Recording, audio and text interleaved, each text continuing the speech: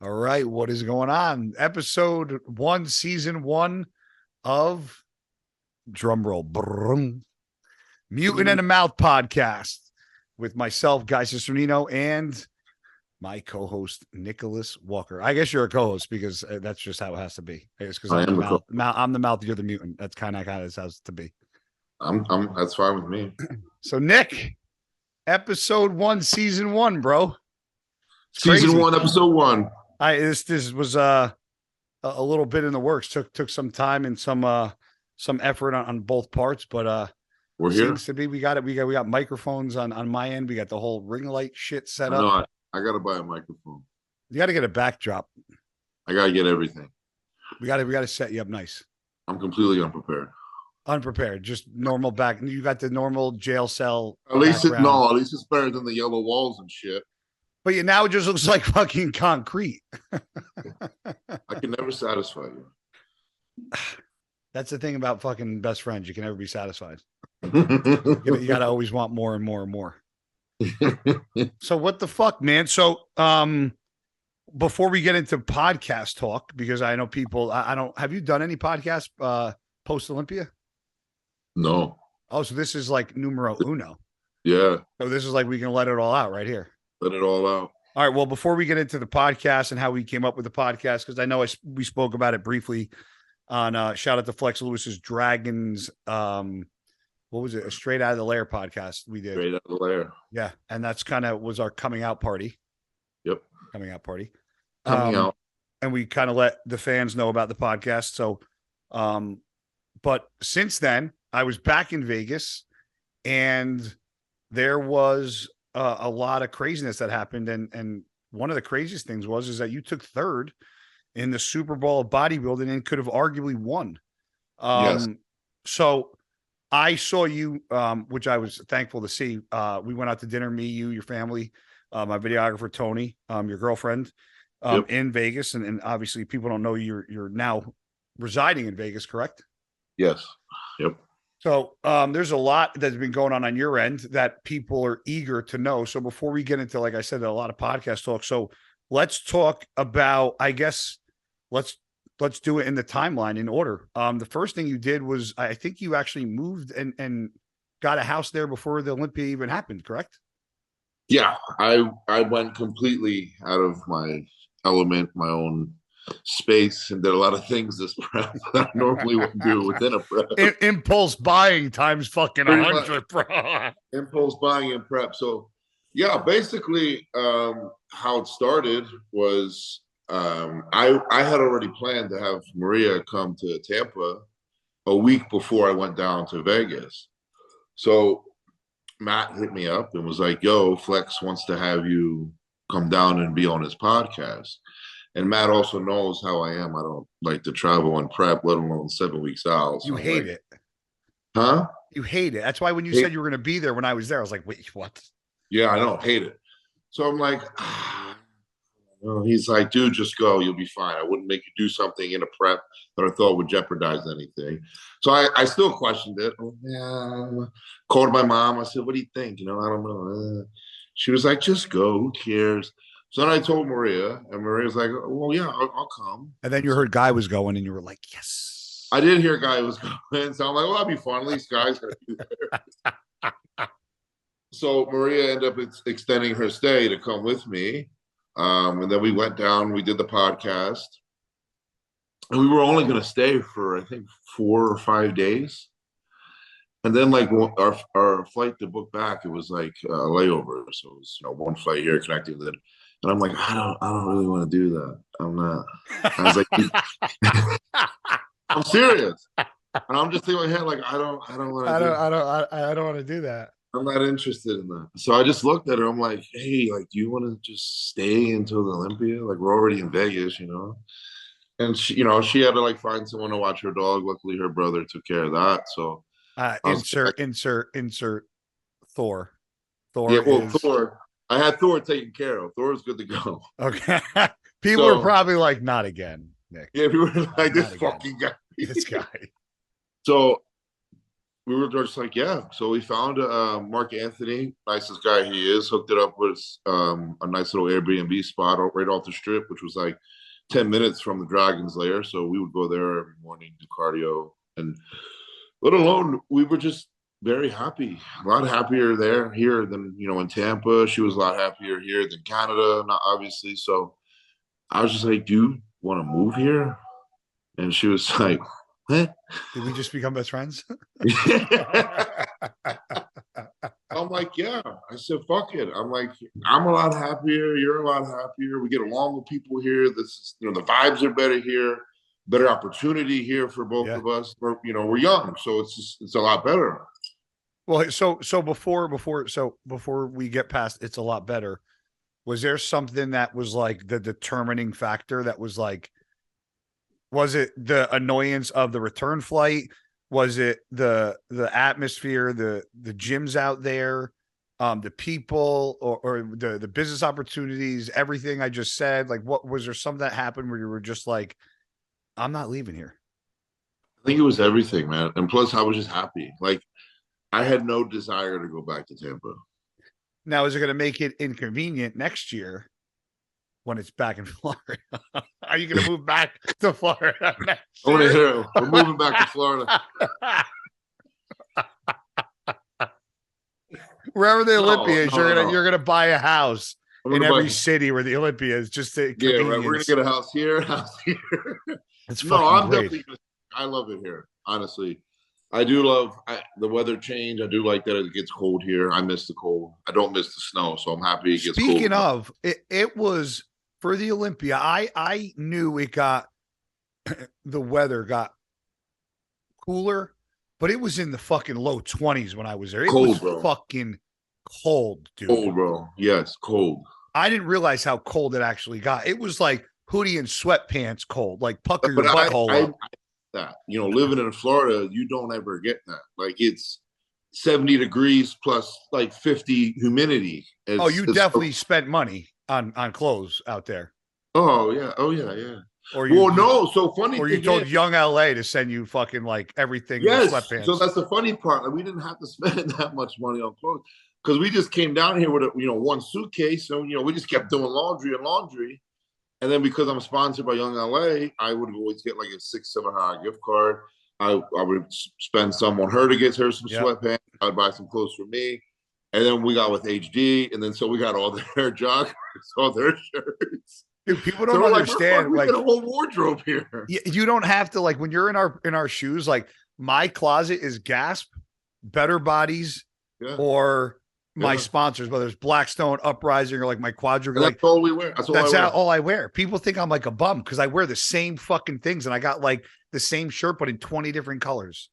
Well, it's the thing. And then Dorian, started his own clothing line, Heavy D, and it's nice clothing. Like, it's you go out with it, you can wear. So we just been wearing this shit. Yeah. So we created a whole nice wardrobe already. That's crazy. So go ahead. I'm like, there's no need to go back to Tampa. We're all set here. So, and then the impulse. So did you buy or did you just long-term rent an Airbnb for the time being? For here? Yeah, like when you posted the. Oh, this is mine, man. Oh, so you no, but I'm saying you got an Airbnb and then you ended up you didn't get to that part yet because as where you So stopped. we got the Airbnb. And then after discussing about moving here, Mark Anthony hooked us up with his realtor guy. 2 days got the house, bro. Get out of here. Literally. Wow. That's crazy. 3 days at most. But yeah, that quick. And then, we hooked it up with the furniture guy who got a full furnished house within the following. Did you have somebody furnish it, like, or did you pick everything out like a la carte? Well, okay, I'll tell the real story. Oh Jesus! Is this like is this like a fucking wrong question to ask? Did I ask like the perfect wrong question? It's good now, but like at the moment it really wasn't. So the furniture guy, he hits me up. He sends me all these links to buy the furniture. So I'm like, look, I don't really give a shit. I send the links to Maria. I said, pick wherever the fuck you want out. You design it. I don't care. She goes, okay. So she picks all this shit out. I sent it to the guy. So then he tried to find the best stuff to match the price, right? So I'm like, I'm going through. I'm like, oh yeah, that looks great.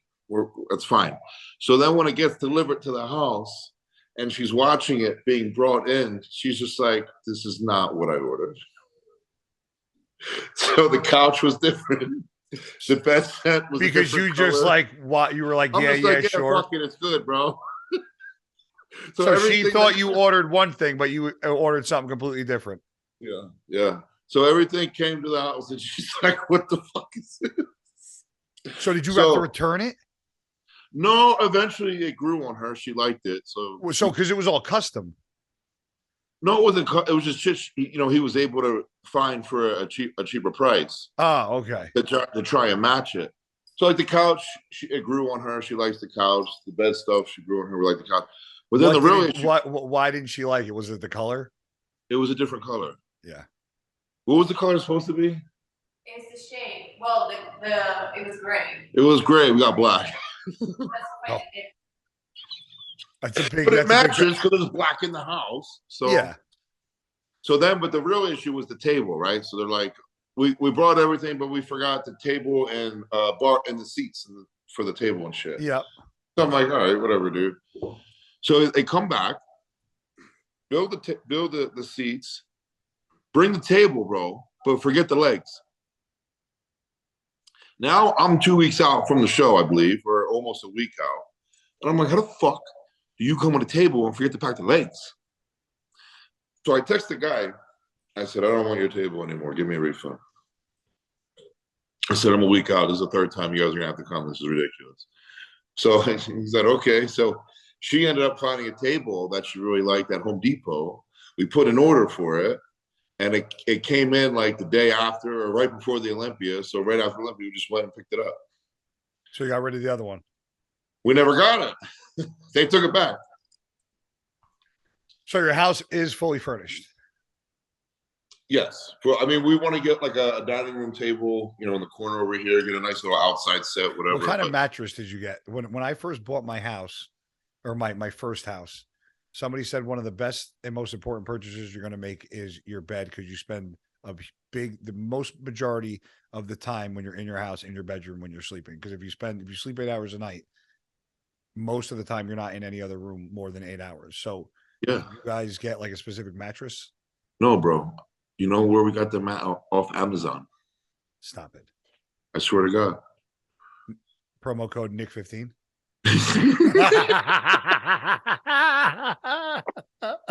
No, but it's a really comfortable mattress. It was really? like $175 or something. Yeah. Yeah, it was cheap. No way. That mattress, yes. What? I swear to God. She's like, I've been sleeping on that cheap piece of shit. It's the same mattress I have in Tampa. What? Yeah. I didn't know that. Yeah. I thought it was like 700. 700. No. This was. No. So comfortable, bro.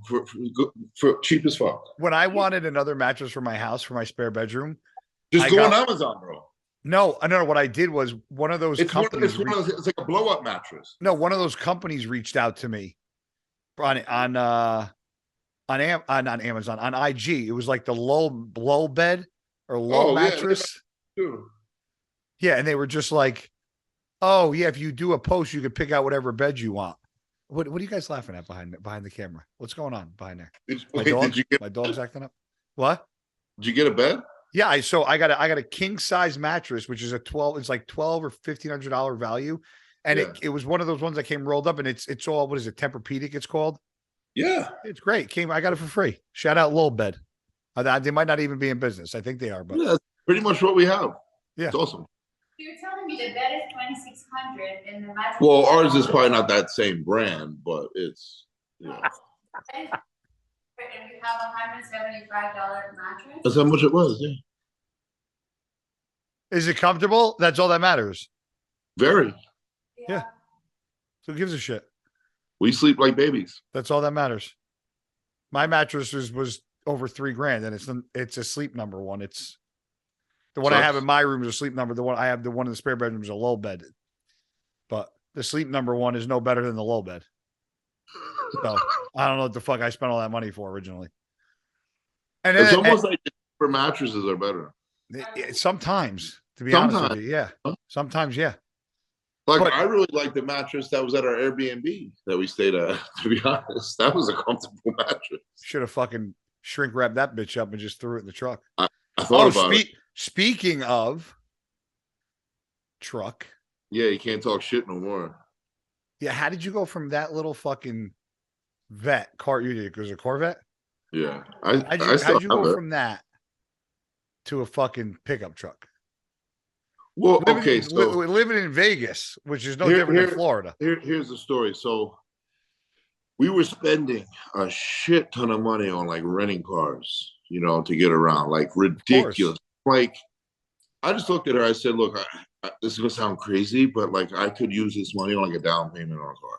Like I'm gonna go buy a car."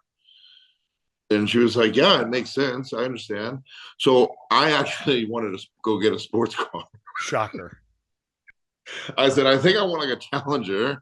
And she's like, "Well, are you sure? What about truck? This and that?"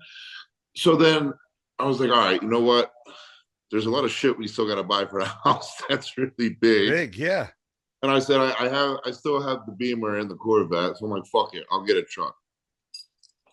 So right after Thanksgiving, literally the day after, I believe, we went to the dealership and got a truck.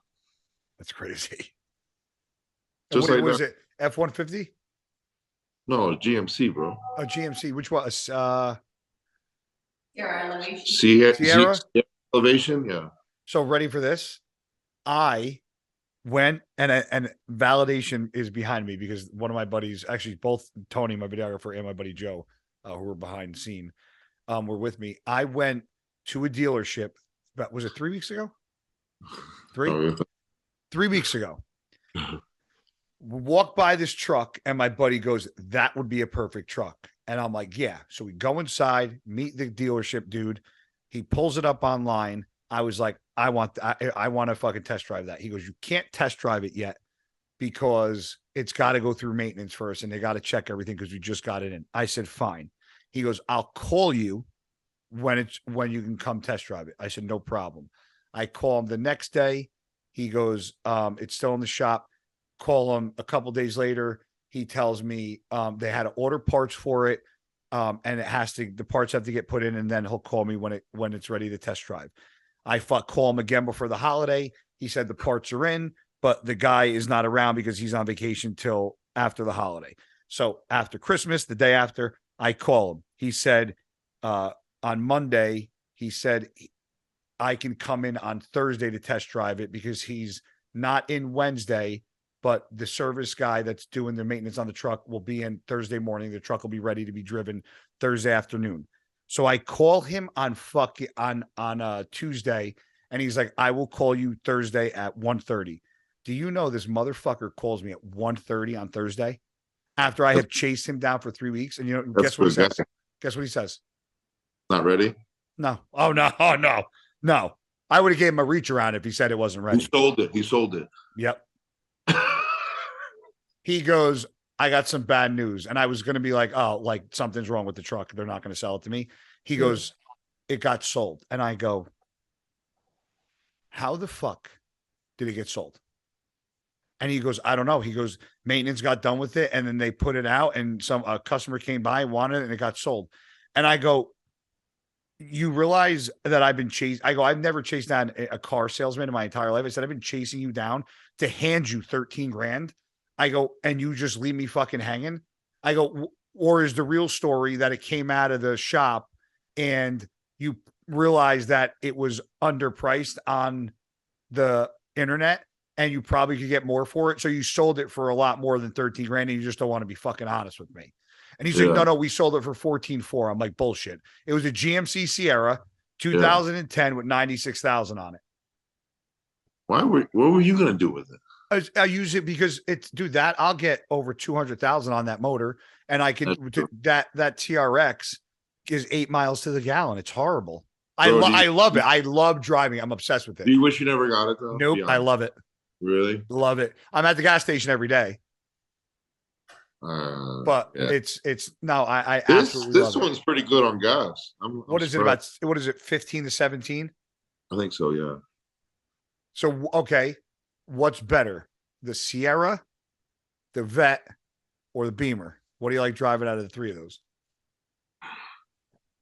Probably the Beamer. Yeah, my Beamer drives. It'll go Beamer, truck, Corvette. Yeah. Oh, you like the truck over the Vet? I do, yeah.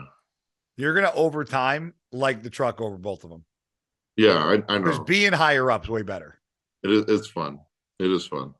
Okay, so we'll get into truck. We got a lot more podcasts to talk about trucks and bullshit. So you're Nick Walker. You're fucking right now. You're currently fifth, not currently, but at this time in the story, you're fifth in the world. You're like no. In the story you're telling, because we didn't make it to the O yet. Oh, okay. You're currently fifth in the world. I was gonna say don't. I said in the story you're currently fifth. So you're fifth in the world. Go to fucking Vegas, and then yada yada yada, and then house, and then truck, and then keep going. Well, yeah. The Olympia was shortly after that. Yeah. Well, so then Matt came. I think. So lead me up to the days before the Olympia. December. Was it like a Thursday or something? Yeah. December 9th. It was December 9th. Matt came down on the 9th, which is the first day me and him has really seen each other since I went to his house in Tampa. Yeah. He looked at me first thing in the morning, basically gave me a whole refeed that day. It was like, you're flat as shit. Only had me do like 20 minutes of cardio that day. We trained that day, and we just repeated that same process every single day leading up. And then once Sean and Charles came, me and her just packed up whatever little things we needed, went over to the hotel. So just make things easier for Matt since we're all in the same area. So you stayed there? Yeah, we stayed. They came in on a Monday. We got there on Tuesday. How far was the hotel from your current house? 20 minutes. Okay. So did you ever go back to your house in between for anything or not really?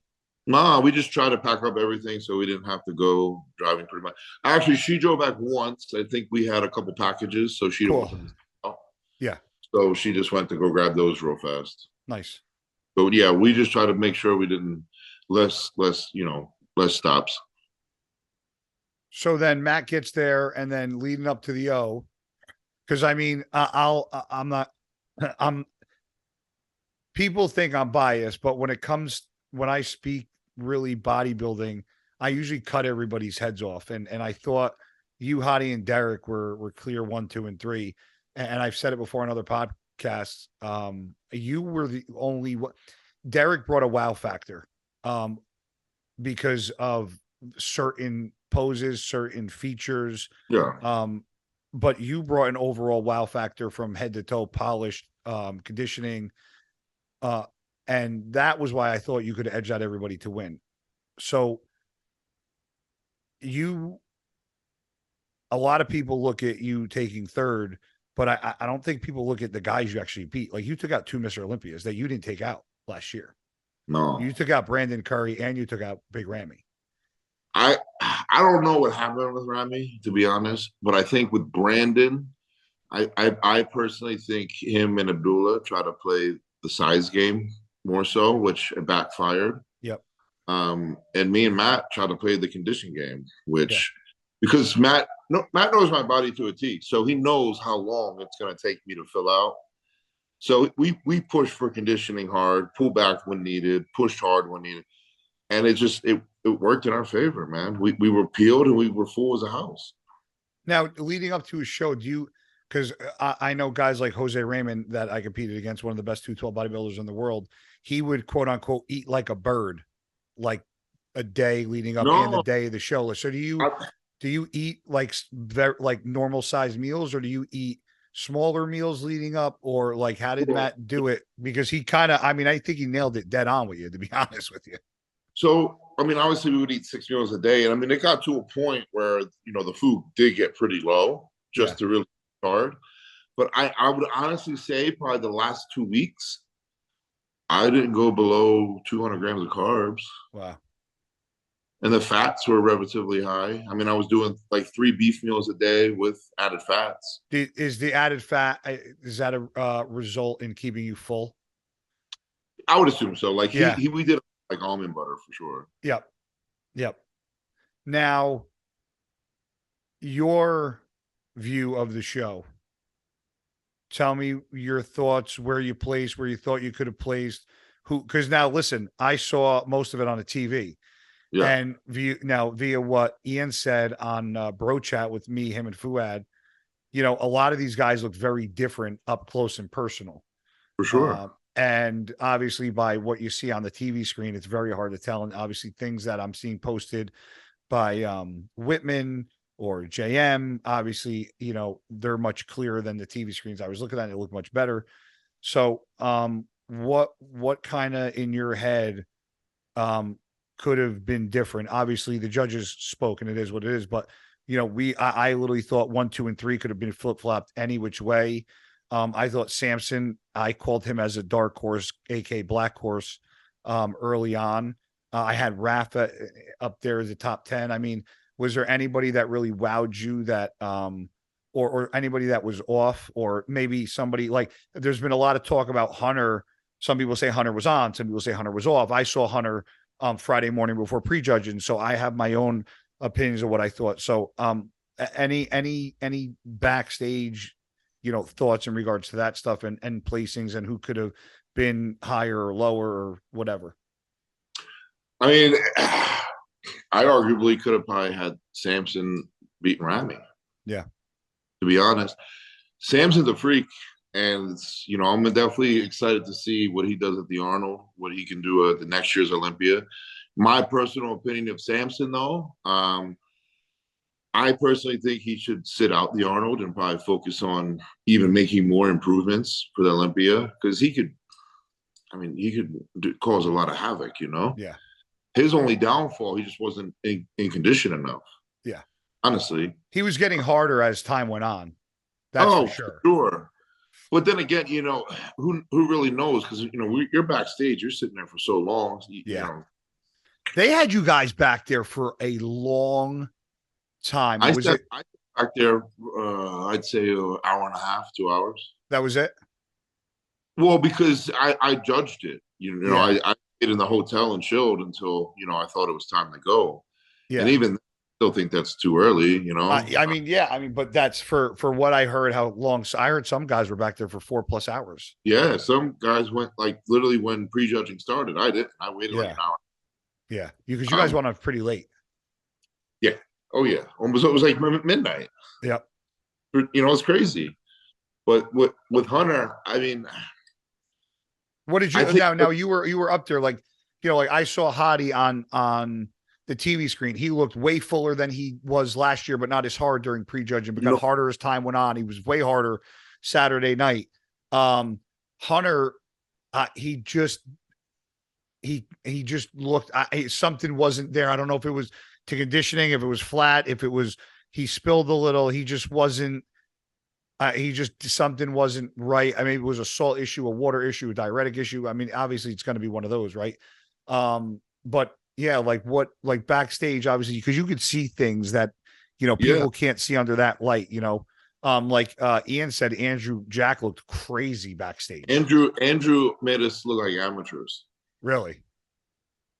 From like when this man was just chilling in his little Speedo, just relaxing, you're just like, what the fuck is that? And everybody says he's the nicest guy in the world. I wish I had a chance to meet him. So much. He is one of the nicest guys, literally. That's funny. Awesome. Like he's just caring. He loves to get along with everyone. Every day I'd ask him, because when me and Maria would go to the Dragon's Lair to send pictures to Matt before he got there, he'd be in there posing before me. So I would go bang on the door and fuck with him because he knew it was me. That's so funny. I feel Drew. He's just like, I'm just excited, man. I love this shit. I love it. He would always have a smile on his face. And I'm like, oh, okay. That's awesome. So, but did you agree with, now obviously the 1, 2, and 3, but did you think, you could have beaten Derek, do you think Hottie could have taken second? Do you think Derek could have won? Do you think you could have won? I mean, because there's a lot, everybody's talking about who could have been first, second, third, and how they all could have been flip flops. Some people said they got it right. Some people said Derek could have won, you could have won. Okay, I'll first just say I'm very happy I took third. Moving up 2 spots from last year, especially with 15 more people, way more competitive lineup, like that's an accomplishment. One of the deepest lineups and like unpredictable lineups I've ever seen in a very long time. But I think as an overall package, I think I could have been second. Yeah. I do believe. One thing I noticed about Derek, and Derek looked tremendous. I mean, he wowed the fuck out Derek's of me. So Derek and I will probably be battling this out for years. Yes, I agree. Unless Samson comes out of the woodworks. If Andrew nails it one time. But I do believe us 3 will be there for quite some time. Well, and I think the reason why you 3 are going to be there for a very long time is because you 3 have shown one thing that a lot of other competitors haven't, and that's being consistent with a lot of those complexities in bodybuilding, which is conditioning, which is shape, which is fullness, which is roundness. And you guys have all came in shape. Now, one thing I was going to say about Derek is that the knock that I had personally on Derek was his chest and his stomach were very flat. Yeah, he was blasting full. His back was wild. His standing relaxed looked like bat wings. His front doubles, one of the most impressive things I've ever seen. Mm-hmm. His legs didn't. I don't know if he just his upper body got so big that his legs aren't as big now. That normal pop. So that's I didn't know if it was that his upper body got so big and his legs just didn't look as big, or his legs weren't as full. And they're still big for sure, but like yes, of course. Seeing how his quads looked in like the off season and how in shape they even were then. Exactly. I don't want to say they lost size. Maybe they just weren't full enough, Yeah, and he had, I believe, that same problem in the 212 because after his first couple appearances at the Olympia, me and him talked on the phone, and I just kind of gave my feedback because we were just going back and forth through text, so we talked on the phone, and his legs were, I think, extremely flat in the 212, and I think they might have even been a little flat in the open too. So it seems that from the back, he can nail it. He just has to find out a way to nail it from the front 100%. So it's almost like he's like 100% from the back, but like 95 from the front. Just eat a little more. Yeah. Because when he poses, his stomach's great. Like nothing affected. No. So for me, that's like you can handle more food right now. Especially hitting the vacuum, how he hits it. Yeah, like you're fine for sure. Who was obviously Samson surprised everybody. Was there any other surprises in the show? So one of my surprises, which I'm sure he won't want me to say, which is going to be a letdown, was Ian. I know how hard Ian works, and I know how bad he wants this. So when you work so hard for a whole year to come in like ready to fucking destroy, and the peak doesn't go as proper, and then you show up on stage, it was I felt horrible. I was heartbreaking. Like I felt really bad. I don't really know. We spoke on Bro Chat, obviously. Shout out to my boy Fuad Abiyad. On Bro Chat, we spoke me and Ian, and I asked Ian because something that I did hear was that there was a salt issue and that his salt got pulled. And what Ian said on the podcast was, and it made, once he said it, it made perfect sense. He said that he works with, I said Patrick Tor. I said his screen name. Tor is his Instagram. Yeah, no, I know, but I said his name on Bro Chat, and they were fucking busting my chops. So Patrick Tor, apparently, I think it was the day before, which was Thursday, I guess, cut his salt in half. And then he, instead of waking up flat, which was the assumption, he still woke up really full. Yeah. So then Patrick then pulled his salt more, and then he got so flat that he just couldn't come back. And then Ian said he obviously tried certain things that I don't know that he tried himself or whatever, but that ended up not working. So, when you're doing diuretics, pulling like what, you never touch salt, never. Yeah. Just whatever you were doing, just hold it. Yeah. And if you have to increase it a little bit, increase it. But Well, like and with I don't know what he was taking, and I don't think he was taking it, but or he might. Who knows? I don't think I asked him. But if you're taking aldactone, you have to actually increase your salt a lot of times cramp up, because yeah, exactly. So yeah, salt is a big issue, and I tell people a lot of people don't use enough salt, and I tell people I don't think you should overdo salt, but no, no. I always use salt to the point where I could utilize it in my off season and pre contest to where when it got close to the show, if I backed down my salt just a little bit, it almost acted like I took a diuretic because it was so used to it. So I had to be So very, you know, the thing with me is I can hold water quickly from sodium. yeah, So even with all my foods that I get from MegaFit, I make sure that it comes completely plain, nothing on it, because I like to have only control of my sodium. yeah. So I make sure I use my pink salt and I do a couple cranks, and I keep it very consistent because I know if I know like my food is filled with sodium, then I add more on top of it, Too much. blow up like a balloon. Yeah. So I'm actually the type that can get away with doing very little sodium and Yep. still stay pretty full. Yeah. The only time like which you should push sodium was when the diuretic, the water's Yep. really, then you crank it up just for that extra fullness. But Matt knows even we keep it when I'm drinking a lot of water. I don't need to do crazy amounts of You sodium. pull water at all or not really? Oh yeah, Hard or not super hard? pretty hard. Because Yeah. there were shows where I didn't pull it at all with Aceto. And then there were shows where he was like the Wednesday before, he was like 8 ounces a meal. I was like, fuck this. Bro, at one point we were doing like 5 ounces per meal of water. At what, like at like a day out or a couple days out? A day out. A day out. Okay. That's not horrible. No, like we would do so like if I'm trying to remember, I think we would start with like 8 ounces of water per meal. This was like on Thursday. Oh, that's 8 ounces. So that's, and then you eat how many meals? 6, 7? It'd be like 8 ounces per meal, and then in between he'd have me do like 10 ounces. And then after that first meal, Was that 10 ounces spread out throughout the in between gap of the meal? Yeah. Or was that okay? So then so then before meal 2, he'd look at me and then like, okay, do the same thing. And then as the day got, kept going, the water got lower and lower and lower. Gotcha. Friday, we pretty much were doing like 3 ounces per meal. And then after prejudging, we went back to the room. Obviously, he gave me a pretty, big meal with like 12 ounces of water, went to sleep, woke up, didn't gain any weight. So he came and looked at me, and we just kind of followed the same process we did Friday with Saturday. And in my opinion, I looked better on Saturday than I did Friday. You look like bonkers on both days, but yeah, you think you looked a little sharper on Saturday. I think Saturday was a little drier. Yeah. I think definitely a little fuller. Yep. So yeah, sharper. Yep. I definitely now I think I think you spoke about it.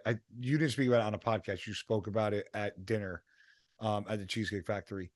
The only real pose that I think looked like it was ever an issue was the lat spread. Yeah.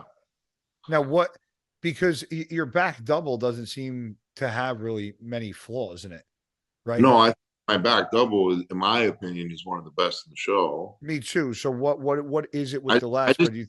I think I try too hard to really, and it just doesn't flare. You almost like overpose. Yeah.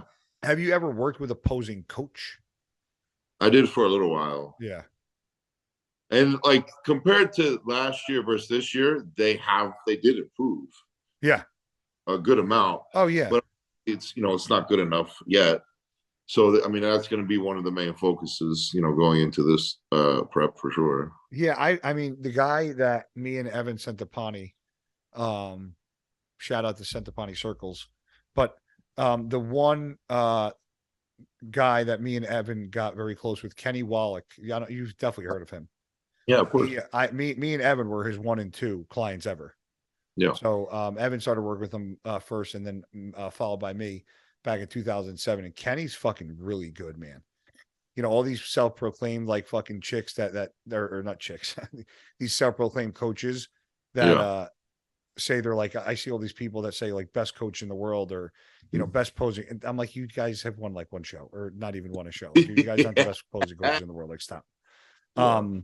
But yeah, Kenny could really, I think, like help benefit you because he showed me I posed when I was an amateur, bro. I drove up from Jersey to Montanari Brothers Super Gym every single Sunday, which was 2 hours plus there and 2 hours plus back every Sunday for 16 weeks straight. Never missed a fucking Sunday. Was you train Never. there too? Yeah. Or just pose? Oh no, I would just pose. Really? Pose. Yep. I would wake up on an empty stomach because I had to do cardio before I ate. So I would wake up at 6 a.m, be in the car at 6:30, get up there by about, I don't know, 8:30. No, it was if I left at 6:30, you're talking about 8:39. I'd pose with Kenny, do cardio, and then eat my first meal and then drive home. Holy shit. Yeah. That's Crazy. dedication, my brother. But he helped that much. It was crazy. Well, yeah, if it's You know? worth it, then Yeah. you know you do it. Honestly. So Olympia's over. I spent a short period of time with you right after. What obviously people are you know, whispers about the Arnold are coming. You didn't, you know, you haven't said, what do you think I should do? Because you don't do that. You do what you want. But I have obviously my own thoughts and opinions on if I think you should or should not do it. But what are the future plans for competing? Are we doing the Arnold? Are we gonna go to the Olympia? Like what's going on in 2023? Like any new business shit happening, business ventures, sponsorships, appearances, stuff? Well, first question, no, I'm not doing the Arnold. Simply because I just moved to Vegas. So, you know, I want to establish a life here. You know, obviously I want to establish more of my relationship with Maria. And, you know, being that I moved up 2 spots, taking a year off, I personally think it's very smart to take another year off and try and come back and move up 2 more spots, honestly, and win. Or 3. I love the Arnold. I think it's a great show, but mission accomplished. I already won. Agreed. So the next one for me is to win the Olympia. After I win the Olympia, yeah, then I might do another Arnold. But like growing up, the 3 shows I wanted to win was New York Pro, the Arnold, and the Olympia. You know, Can we stop? Can we stop for a second? You've been competing as a pro for how long? Well, I think exactly 2 years.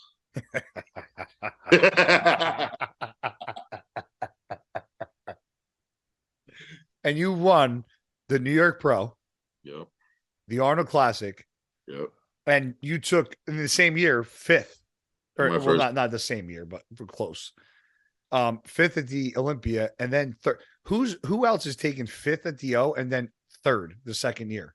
I don't even know. No one. Like it's insanity. Like I thought, you know, I thought I had like a pretty good career, and then I'm like, yeah, one of my best friends has been competing for 2 years. He's one of the best in the world. Like he blinked and he's the best. That's cool. What the fuck? So go ahead. You accomplished that. So the next on the bucket list is that. Yeah, it's the Olympia. You know, I just feel like I want to win 3 Arnolds before I end my career, but I also why 3? I also want to win Olympia first. You know, why 3? And plus, there would be why 3? Oh, Jay Cutler had 3, so I won 3. I knew there was a reason. I was trying to get it out of you. I was waiting for it. Yeah. And plus, if I did the Arnold this year, like there's just no downtime. And I think for me, mentally, you need it. Yeah. Oh, it does me good. Yeah. And if I stay in prep for far too long, it's just I don't do well with it. Yeah, you even said, and I mean you spoke about it on the phone like one-on-one, but you after last year's prep, it was like fucking rough. I was miserable, bro. Yeah, I was full of like depression, hated life. It was bad. and I think obviously kind of how the year went Yeah. from that extended from a lot of issues. Yeah. And the one thing I expressed to Matt is I don't want to repeat any of that. So if I feel I'm done for the year, I'm done. Yeah. I'm taking a break. You can't be forced to do a show because you won't be your best, and then you're going to be pissed off at the world. Exactly. Yeah. And honestly, that's how it was for me at the Olympia last year. I think after doing New York and then the Arnold, I was done. Like I was tapped. But So you had then all the, going but into everybody Olympia- wanted you. You knew you had to do the O, so there was no getting out of it. Exactly. And having that like induced pressure and then the expectations everyone had on you. That week that we were there, I did not enjoy any of it. And I hated that I was like that. Like because your first Olympia, you're supposed to love it. You're supposed to enjoy it. I was so like Overwhelmed with everything. Yeah. This Olympia, I enjoyed every bit of it. See, it was different for me with my first Olympia, and it was because of a completely different reason. It was because my first Olympia, I wasn't Nick Walker. My first Olympia was 2011. Instagram wasn't even around. Right. So unless you were in the magazines, nobody fucking really knew who you were. Yeah. The only backbone I had back then was I was with BSN. So I was in ads. So I had fans, but most people were coming to the table asking for my autograph was because I was there and I was orange, and people were like, he definitely is a bodybuilder, right? So that was majority of my fan base back then. So my experience that, back then I could take in because I didn't have that overwhelming sensation of all the fans and the cameras in my face, because the only really cameras in my face were the ones that were in the audience when I was on stage, but it was no like, oh my God, it's Guy Cisternino, right? Nobody gave a fuck who I was in 2011. Yep. So I was able to experience it a little differently, but I think you have to, in a way, it's humbling to be overwhelmed like that, because not a lot of people, like, I think it would have been really, see, there's always a devil's advocate, because I can look back and be like, man, I wish I had that experience where everybody was like, that's fucking Guy Cisternino, his fucking first Olympia. Like, I think that's cool, right? I didn't have that experience. I sat at a table where very few people gave a fuck about who I was, No, so it's different. I love when people know who I am and they point and go, oh my God, look who. Oh yeah. That's like the coolest feeling, right? For me, it was just I'll say it. It's very hard to be focused on a show and the end goal when there's fans around and the end goal isn't complete yet, and there's like, you're still in between, right? Because you're still so focused, and it's hard to get out of that mindset because it's not over yet. Well, that just all the shit I'm not gonna lie, all the shit I would read on social media, all the BS, it got to me last year, big time. Yeah. Even the negative comments, or even the good ones, what they expected. So I was so in tune with having things a certain way. What did I tell you? Who gives exactly? And I learned that this year, and that was why I stayed in Vegas, because I seen how happy I was. I see my body started to just change like this. Stress, and I'm like, bro. Stress. When stress lift off your shoulder, yeah, does your body wonders. I felt in such a good groove. I was so happy during this prep when I'm like, I have no desire to go back. Yeah. Like, there's no reason for me to go back right now. Yeah. So then we just stayed and ended up moving here. And honestly, I love it here. I really do. Yeah. I love it. So I mean, this is the less stress, this is the least amount of stress you've had. So the off season could be fucking something substantial then. I think so, for sure. I have every cool gym around, like Elevation's awesome. I know. Now I have if I didn't have a reason to go before, I had Flex Lewis, I had fucking Jay Cutler. Now I got fucking you. Me? I can hit fucking 3 birds at one stone, head out to Vegas. I'll hang out. One big party, bro. One big party. But like yesterday, I went to the Lift Factory for the first time. Those guys are, shout out to them, because they're, every time I'm in town. I only trained once when I was out there because I was so fucking busy. I trained once at Elevation. Is that the name of it? Elevation, yeah. I trained Elevation one morning with Branch, and obviously the Dragon's Lair, because that's where I normally train. But in the past, before Dragon's Lair was there, I was always at Lift Factory. I haven't had a chance to check out Dennis's gym or Hidetada's gym, but I know the The gyms out powerhouse- there. Yeah. Yeah, they got some cool shit now. Yeah, but Lift Factory, those guys are great, and they're always fucking opening, and they're very I love that. hospitable. So Full field, 200 Yeah. pound dumbbells, steel plates, like Yep. the old school leg press, like that was a good gym. yeah. Good gym. So where's your home gym now? Like, where's your home base? I really don't know.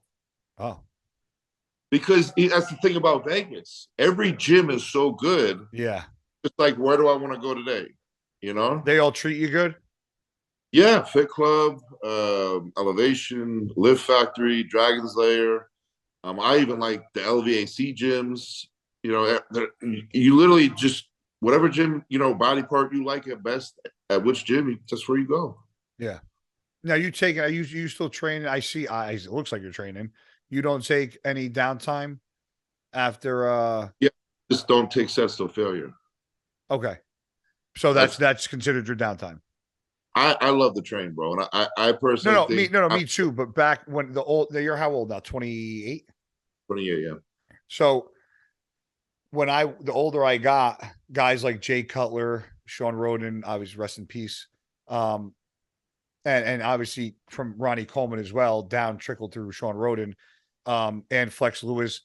The older I got, the more I would take off from the gym after a show. There was times I took off 6 to 8 weeks after, like Olympia would happen, and I would not that I would just stop, but I would trail off. I wouldn't do anything. Really? Nothing. And it was so fucking hard to get in that mindset of not doing shit. But when you realized how important it is, you start doing it, and it sucks, but you do it because you know the end. Dude, I would stop going to the gym. I really wouldn't do any cardio. I would cut my food back, cut the protein back, add in more greens and fruits, and just That's what I do. PCT, and just clean everything out and just let my body fucking chill. And then when I started adding it, I wouldn't even take a fucking vitamin, bro. Really? I wouldn't even take vitamins. I would take my my Clobin, my HEG, or whatever it is. Yeah. I would, after that, I wouldn't even take vitamin C. I would give my body, I wanted to put no stresses in my body, no outside, stimulus shit. I didn't know, no gear, no supplements, no nothing, no protein powders, nothing. I can't do it. Huh? I can't do it. You say that because you're young. When you're in your 30s, you're gonna be like, I can't wait to. Well, I also feel, as I even talked to Jay about this too, I feel like after the show is the You're perfect, anabolic as fuck. the fucking train, man. Yeah. Like Yeah. that's where it's what you do. But it's not like I don't go balls to the wall. I'm not like trying to lift crazy. I just go for a pump. Yeah. And that's, I don't take any sets to failure. The food is, high. Protein's not crazy high, but like he'll boost the fats, the carbs, whatever. Yeah. Cardio, I don't go intense on the cardio. I just feel it's a way to let your body rest without really resting. If that makes sense. No, I agree. I was the same way. I used to use, in the beginning of my career, I used to use the same thing. I would use a pre-contest as a rebound to kind of boost into a progression of an off season. Yeah, because you're so anabolic. You're more anabolic there with food than you are even with drugs. I would make my most progress in a rebound phase. 100%. People don't realize how important and how anabolic food is. If you reach that window after a prep, you do it the right way, you're so anabolic just by increasing your caloric intake. It's insane. Exactly. That's why, like, when people say they take time off, I'm like, I get it, but I'm also at the same time, I'm like, that's your most anabolic phase, though.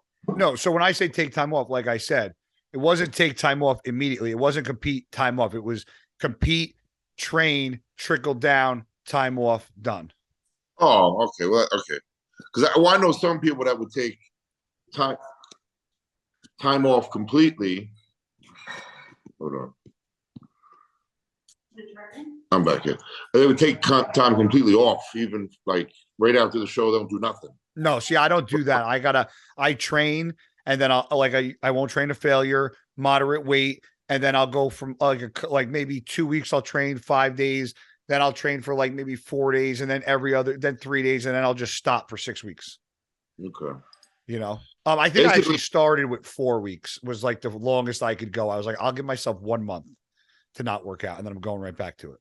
I could do like 3 days. And I'm like, fuck this shit. When you get old the way I have it structured right now is I feel great. I just do 2 days on, 1 day off and repeat. Yeah. That's a great split. Me and my buddies, we do Monday back, Tuesday push, which is chest and shoulders, Wednesday legs, Thursday off. Friday we do an arm day, Saturday's a little chest, a little back, and then Sunday's off. Yeah. I mean, like right now how I do it, it'll be chest and biceps, back with a little bit of hamstrings. I take off, and then I'll do shoulders and triceps, and then pretty much a full leg day, and then I take off. That's perfect. So I pretty much take off after like the big body parts. Yep. And then I don't feel fatigued. I don't feel tired. I feel great. Dude, if you don't feel fatigued, tired, your joints feel good, you're not in fucking pain, we got another fucking thing to worry about. And that's why I said, like, I rest because I'm not training to the intensity that I normally would. Yeah. That's why I do the 2 days on, 1 day off. I feel like that's more rest than what I'm used to at the same time. So, but my body's responding great. Like, what about like recovery stuff? You do anything different in recovery now that like you're toning it down a little bit? We found a good massage lady down here. Her name was Karen. Shout out to Karen. I had a knee problem for like over a year, and she fixed it within 1 session. Really? I have no knee pain. It's awesome. Yeah. I mean, the only guy I've ever used out there is the torture room at a Dragon's Lair. He usually works on me. He's really, really good. When I'm out there, I usually end up in his fucking chambers getting my ass beat. He's good, but the thing with Karen is she'll address the problem, but also if there's like an alignment issue, she corrects that as well. Is she more is she a chiropractor? I don't think she's not a chiropractor, right? Yeah, no, I don't think she is. She the thing with Karen is she has a lot of injuries, so like she knows how to work. Yeah. So like every time I go see her, she's like, "Oh, you're off." Adjusts it, fixes it, goes to the problem that I have, addresses that right in the area, and like I feel great. It's so good to find a good PT because it's like one of the most essential things you can find as a bodybuilder to fix all the fucking aches and pains and like little dumb shit that happens to us. Oh, it's phenomenal. Phenomenal. So, what's that? That says 5 minutes. What's that? Uh-oh. I just got a time limit. I was like, "What the fuck's that?" I got an audience behind you. Okay.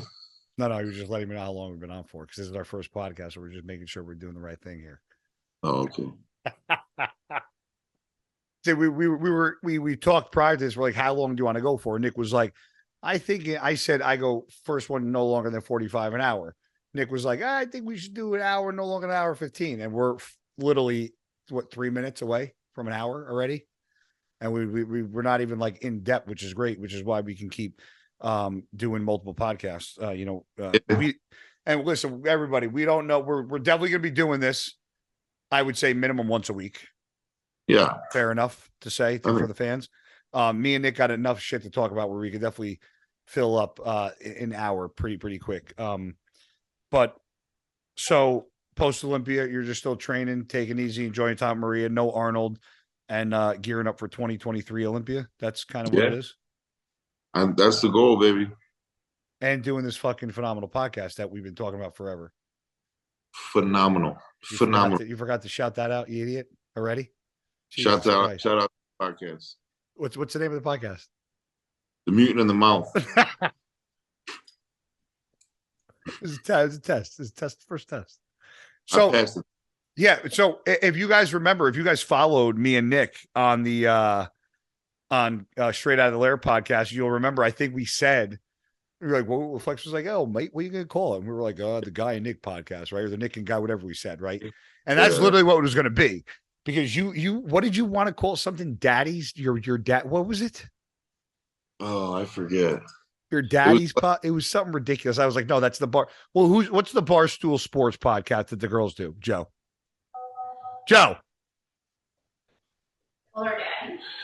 Was it like Call Me Your Daddy podcast? Or Yeah, you something? said that. Yeah, and my Yeah. buddy Joe's like, yeah, they have that on Barstools. You can't do that.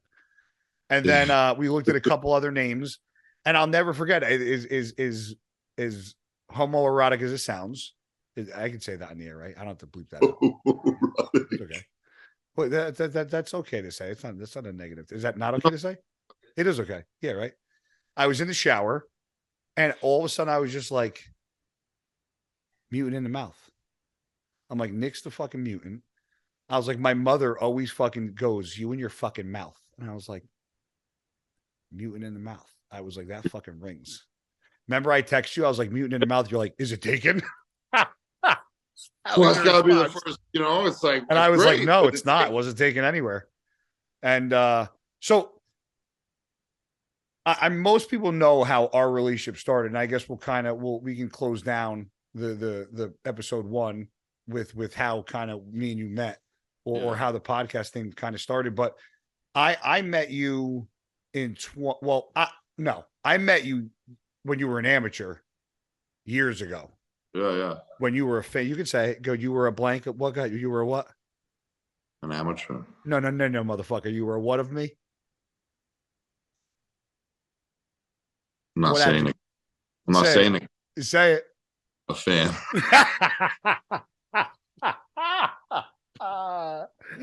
Listen. You were an amateur, and I was older. I was a pro. It's okay. You were. I'm a fan of you now. I'm retired. See, it's that fucking your what does it say? Your heroes become your what? What's the quote? No. Your heroes. Idols become your rivals. No, well, he's not my rival. We're not rivals. You did. Yeah. No, but there's something. Whatever, dude. Or 180, whatever the fuck it is, halfway. So, but me and you got close during actually the start of quarantine when they canceled the Arnold. Oh, yeah. That's when you ended up in my gym. That's when you ended up at my house, and I had you all over and had food, and we watched the Arnold on the fucking TV. Yep. And then ever since then, we just stayed in touch. Yeah. And I don't even. I know. And people were like all thrown up in arms when they found out me and Nick, or me and you were obviously doing a podcast, and people were like, oh, Fuad's going to get all pissed. But at the end of the day, I think everybody builds a certain bond, and everybody has different bonds with each other. And, I'm very thankful for the relationship that I have and still have with Fuad, because, Fuad, and I even told him this, I said, he was one of the people that inspired me to do the podcast, because I did have a podcast prior to being on Bro Chat, but I didn't really know much about it and didn't really understand it as much until I did after being on Fuad's and watching how much time and effort it took actually doing a podcast and what it actually takes to do it. And I told him, one of the reasons why I wanted to do a podcast is because he inspired me to want to do more and get in the podcast world and enjoy it. And, that podcast, oddly enough, brought me and you even closer together.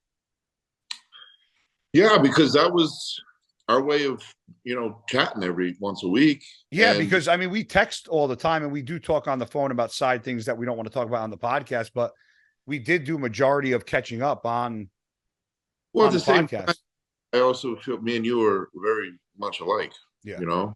We both have the same personality. We're both from Jersey. No one really gets our sense of humor except for me and you.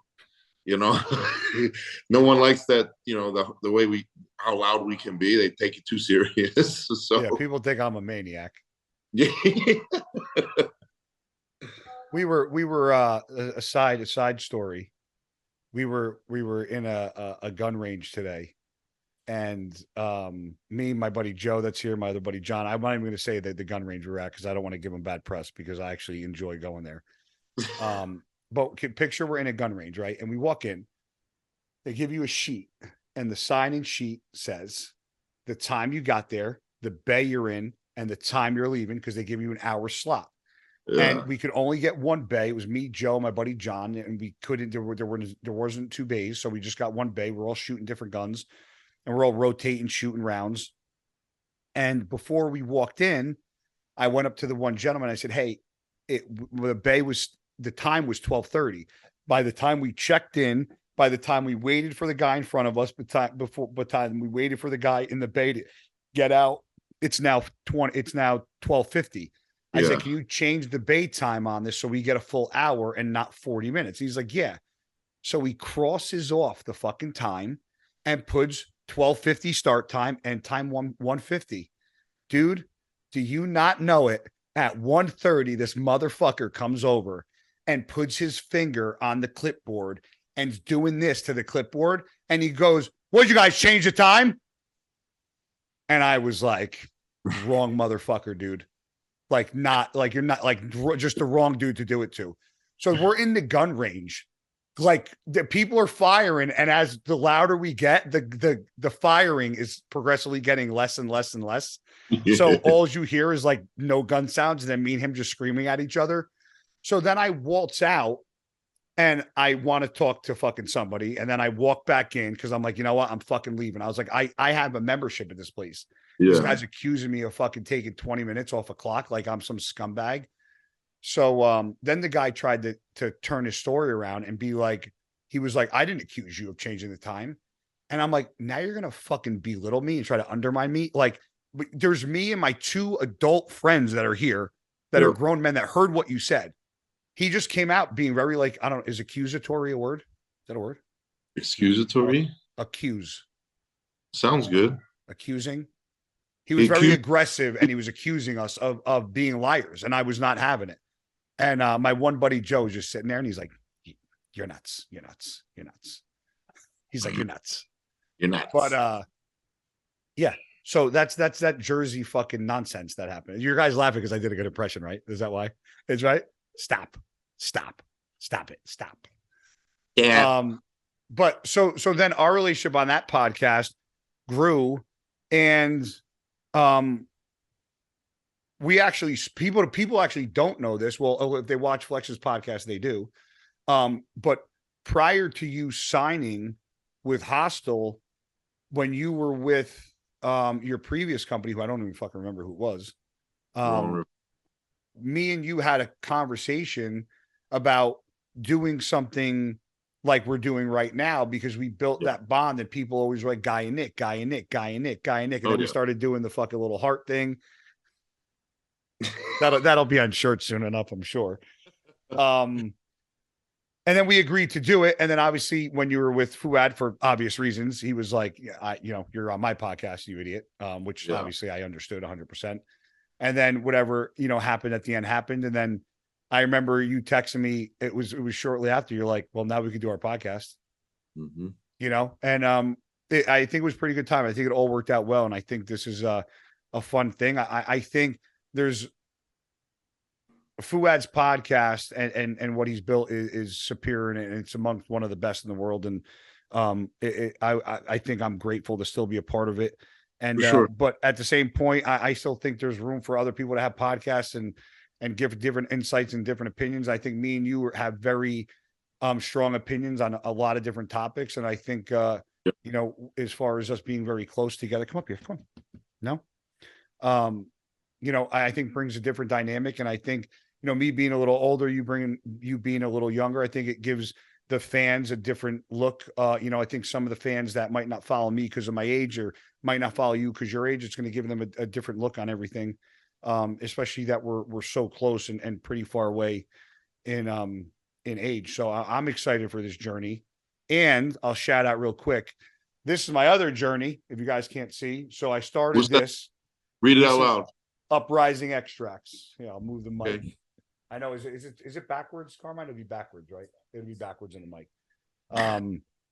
So this we launched. This is actually, we're launching this podcast on New Year's. So happy New Year's to everybody. Yay, Happy New Year. Happy New Year 2023. But so our company went live in stores with retailers, but it's our website goes live Jan 1. Our website's ready to go, but we didn't want to launch it between Christmas and New Year's. We thought that was dumb. So we decided to launch on January 1st. So uprisingextracts.com is the website. So I'll give you guys a quick rundown. Like a lot of this info was out on Flex's podcast, which is why I went out there. Nick was out there, and I went out there for a reason, because we want to kind of do a little announcement together about the Mutant in the Mouth podcast being brought to you guys on New Year's. So while I was out there, we launched. I have myself, Mark Matthews, and I have another silent partner, and we came up with, it was actually, believe it or not, my idea, because about 2.5 years ago, Mark Matthews, who I don't, you met him actually. He came up to us at dinner. The guy with the beard before he left. You met him. Yes, I remember. Yeah. He actually was a fan and drove to Dallas when I was shooting for Gasp and Better Bodies, and had a kratom company that he worked for. And he brought me some kratom because he knew the issues that I had with my back and my shoulders and the pain I was in constantly. And he brought it to me. And the immediate effects that it had on me were so mind boggling that I ended up signing with the kratom company. And they actually flew me into Austin, and I sat down with their marketing team and I was like, listen, you guys have a gold mine here. Go lay down. My dog's in the picture. Go lay down. I said, this is something that's not in the fitness industry. You guys need to utilize this because this can help a lot of people if used the right way. And obviously education is a big part of kratom, because if you look it up, there's like anything else, there's a lot of negative about it if you don't know what it is or how to utilize it or how to take it or the dosage of it. And it literally changed my life, and it gave me 2 years of my career back that I didn't literally think I was able going to get because of the effects of it. Yeah, it's absolutely, it's one of the most amazing products and ingredients I've ever taken in my entire life. And I'll explain more about it on further podcasts. But if anybody has pain, because the way it reacts to the receptors of your body, of how you're feeling. So mainly if like you take it at night when you want to relax, you're going to mellow out, zen out. You're going to get a great night's sleep. If you wake up in the morning and you're tired and you're exhausted, maybe you got some knee pain, you take it in the morning, it'll wake you up, get your day going. It'll take it cut my pain in half. You could take it pre-workout. I've had some of the craziest workouts taking it pre-workout. But you have to be educated on it. Like anything else, if you overdo it, you're not going to feel so great on it. If you take too much pre-workout, you're going to feel like shit and throw up. You eat too much, you're going to get fat. There's so much different things, people were shocked that I started a company that was kind of gray market. But it's a company that I think is going to flourish very fast. And I think the way we're doing it, we're educating the end consumers, and the things we're doing are great. And so I'm very excited. It's my first very big business venture I'm doing by myself. And the second one is actually with you. So they all started within the same month, which is kind of cool. So I'm hoping that they both end up flourishing well. And I think Mine and Yours podcast is going to do pretty bangers, bro. So ass. Huh? Gonna be bad ass. Yeah, and I got a lot more to go, and we've already been on for an hour and 10 minutes, so we will wrap this one up. What? Kratom, though. I'm going to send you some this week. All right. I want to try it for sure. We got, so just so you guys know, it's uprisingextracts.com. We have peach gummies, peach ring flavored. We have sour gummy flavor. And then we have the soft gels, which are almost like a vitamin E soft gel with the kratom in it. So you don't have to eat it or take the shots and swallow them. We have Pop It Rock flavor, or we also have Tropical Punch.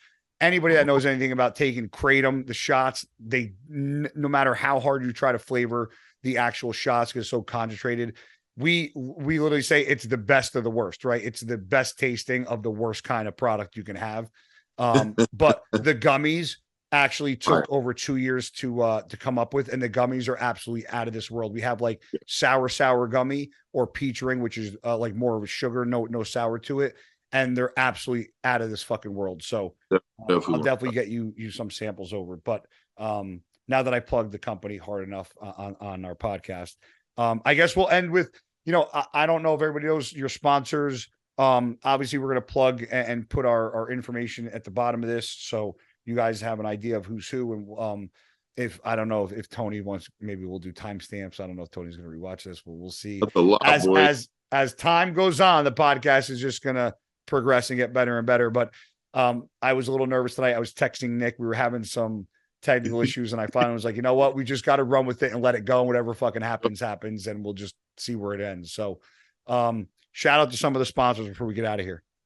Yeah, shout out to HD. Shout out to MegaFit, Celsius, Young LA. I think that's it. anymore. So you're like a NASCAR. I'll shout out Cardillo World Belts since you just sent me a nice People's Champ belt. That was wonderful. Anybody else? Shout out to your realtor. Shout out to Mark Anthony. Shout out to Jesus Christ. Shout out to the Pope, Maria, mom and dad. Everyone. You know.